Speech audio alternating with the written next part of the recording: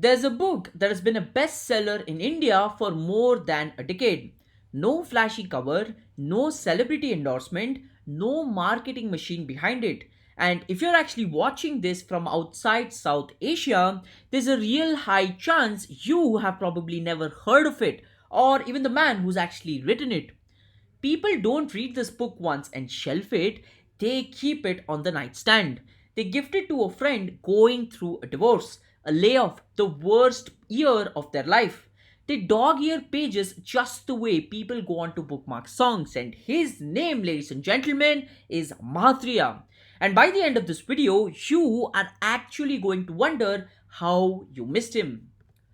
Before he was a teacher, he was a software consultant, a young man from Chennai who had worked his way through Mumbai, Delhi, and Dubai. And by 23, he was running his own consultancy back home. Then a close friend of his, absolutely brilliant, completely accomplished, everything that the world calls made it, took his own life. And Mahatria couldn't make sense of it. How does someone that capable end up that unequipped to simply carry his own mind? That question ended his software career, and in the year 1995, he shut the business down and started teaching himself. Not religion, not the first pumping kind of motivation, but something closer to an operating manual for being human under pressure. In the years since, a shelf of books, the best loved of which is a slim collection of essays called the Unposted Letter, isn't built like a normal book. It's got 66 short letters. No order you are actually required to follow. The very first page simply invites you to open any one of them because whatever question you are carrying right now will find its answer somewhere inside. That structure is the whole philosophy in miniature. Life doesn't hand you its lessons in order either. So, here, ladies and gentlemen, are seven of them and the ones that hit the hardest. Start with the fear almost everyone quietly carries these days. Failing publicly in front of everyone. Watching your feed, your LinkedIn, your family group chat. Matria has a one line reversal for it. What he calls the word failure, or what people call the word failure, he calls it a turning point. Not as a comforting bumper sticker, but as a literal redefinition. A turning point is simply a movement that changes your direction. It doesn't announce whether the new direction is actually worse or better, only time can tell you that. Think about employees who get fired and finally go on to start their own companies, or the applicant who actually gets rejected and ends up somewhere that fits her better. In the moment, both of them experienced failure. Looking back, both experienced a turning point wearing a disguise. The failure was never the end of the story, it was a comma that felt like a period because you were reading it too close up. So, why does failure sting so much if it's really just a comma, right? Because of what Mathria calls the ego, and his description of it is unusually precise. The ego is a perpetual beggar. It doesn't want to be right, it wants to be noticed, it wants to be fed, it wants to be confirmed. And here, ladies and gentlemen, is the trap. Feed it and you get a superiority complex. Starve it and you get an inferiority complex. Either way, you've actually lost your peace because you have handed the steering wheel of your self worth to an audience. Look at how much of modern life runs on this beggar's economy. The like count, the 1 a.m. comparison scroll, the promotion you wanted less for the rise more than for what it would say about you at the reunion. Matria's fix is almost mathematically clean. When the ego goes, everything else comes. Not because wanting things is wrong, but because the ego is expensive. It's the toll you keep paying on the road to almost everything you actually want. Once you stop performing the beggar, something strange happens. You suddenly have attention to spare. The question becomes spare it for what? Here, Matria borrows a 100-year-old idea from economics. In 1897, the Italian economist Wilfredo Parteo noticed that roughly 80% of the outcomes trace back to 20% of causes. Quality management pioneer Joseph Juran later named the two sides the vital few and the trivial many. Mahatria builds a whole chapter around what happens when you actually start living by that ratio. He points to sales floors where out of every 20 people, maybe 4 are quietly carrying the team. Managers instinctively spend most of their time coaching hours on the underperformers, while those 4 go unthanked until they actually go on to put the resignation and finally leave the company. Run the same math in your life. 20% of your relationships probably hold 80% of your joy. 20% of your work probably creates 80% of your value. The rest is motivation, not progress. The takeaway isn't to do less, it's to find your vital few and stop apologizing for neglecting the trivial many. Here's where it gets absolutely uncomfortable because the vital few in your life are usually people, and Mathria has a sharp observation about how we tend to treat the ones we love the most. We keep guiding them long after we've earned the right to just be trusted.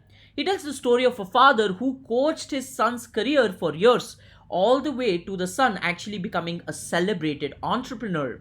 The father still calls every evening needing to know what happened at work. The son isn't grateful, he's suffocating. The lesson cuts in every direction: parenting, mentorship, marriage, management. Past a certain point, people don't need more of your guidance, they need your respect. You can always love someone as a parent. You cannot keep playing the parent card forever.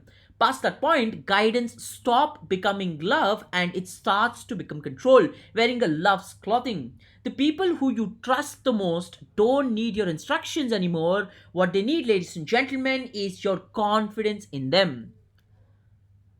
Of course, letting go of control of outcomes of the people you love isn't clean and isn't the most easiest thing on the planet to do. It's going to hurt sometimes. And here, Mahatria draws a distinction most self help books never bother to make. Emotions, yes. Emotional drama, no. Feeling something isn't optional. You aren't a machine. But there's a second choice hiding right behind the first one, whether you let that feeling ride and direct an entire play. The betrayal actually happened. That's the emotion. The 3 days of inner monologue about what it says about you, how you'll stay back, or how you'll never trust that person again. That's the drama, and you're going to be the one producing it, directing it, and buying the tickets. It's the difference between someone who hurts and moves through an entire afternoon and someone who's hurt and is still performing that hurt 6 months later for an audience that stopped watching a long time ago. Which brings us to the idea that might be the spine of the entire book, the one Mathria circles back to more than any other policy. He describes a farmer. The farmer plows the field, plants the seed, waters it. Everything inside his control is actually done. Now he has to wait for it to sprout. There are two ways to wait, Mathria says. Simply wait peacefully while having done your part, or wait for the sprouting anxiously, checking the soil every hour, asking why nothing is actually happening yet. Here's the twist: even if the seed grows at exactly the same pace, either which ways, one farmer reaches the harvest peacefully and the other one actually arrives exhausted. The outcome never changed, only the price he paid for it actually did. A person's responsibility line he calls is existential responsibility, realizing what was never your control instead of interrogating it hourly. That's peaceful progress. Chasing the outcome instead, he calls stressful success, and it costs you sometimes the achievement and can never actually go on to pay back. You'll recognize this the next time you refresh your inbox 40 times after an interview or check your phone every 10 minutes after a first date. You already did your part, the rest was never yours to actually hold on to. Which leaves us with one real and genuinely burning question. If you are supposed to let go of outcomes, are you also supposed to let go of wanting more?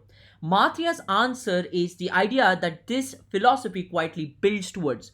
Be happily dissatisfied. Not happily, not happy instead of ambitious, not ambitious instead of happy, both at once on purpose. Happy because without it, there's no life worth calling a life. Dissatisfied because without it, there's no growth. You clarify everything which you're standing on or what you're actually doing. The trap he's pointing at was never ambition, it's confusing a want with a need, chasing a version of more that's really just watching what the neighborhood bought.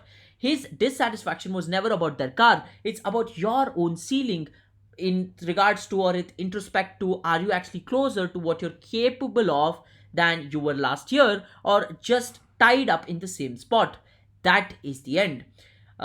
It's also the one that the whole book pointed out towards, and a single sentence gratitude today, hunger for tomorrow, and the refusal to let either one cancel out the other way. Sit with all seven of this for a second, and something strange actually stands out. Not one of them asked you to believe in everything, join anything, or take a claim on faith, right? A farmer already understood the sixth one. Somewhere your own grandmother probably told you a version of the fifth. Mahatria didn't invent human nature essentially. He just noticed it more carefully than anyone else actually bothered to, and wrote it down plainly enough that a teenager could follow it and a CEO couldn't argue with it. Maybe that's exactly why a man with a following in millions never became a household name outside India. His ideas don't go on to announce themselves, right? They don't need an audience. They just sit quietly page after page, waiting for whichever one you happen to open. Perhaps the most unposted letter was never the one in the book at all. Perhaps it's the one you're still sitting on and is still running in your head. The one you've been too busy, too dissatisfied, too anxious about the sprouting to ever sit still long enough to actually read what it is making the situation.